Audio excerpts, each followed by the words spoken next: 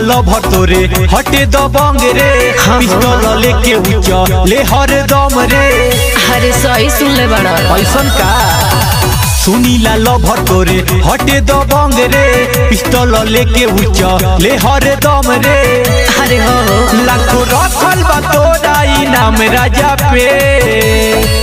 अरे होई सुना तके कर भाखल बड़ुए जान देहे कोट में बयान तो सगर चलेला चलाना कुर्मियान राजा के नामा बजाने ला जमाना हई पटेल घराना के बुझल। अरे ऐसन बकारे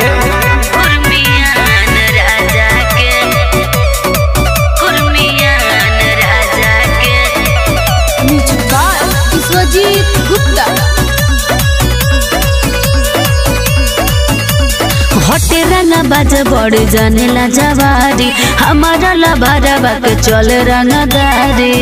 अरे बड़ी जिद्दी हो ना मामा तो पवले बा छवले बा गाँव में यही से तो बोला ताड़ू इतना होताऊ में। अरे मुआ बा हम चिरई बनाइब तोरा बाजी राजा के। अरे होई सुना तके कर भाखल बड़ुए जान देहे कोट में बयान तो सगर चलेला चलाना कुर्मियान राजा के नामा बजाने ला जमाना हई पटेल घराना के। अभी बुझत नहीं खा अभी टंगा जइबे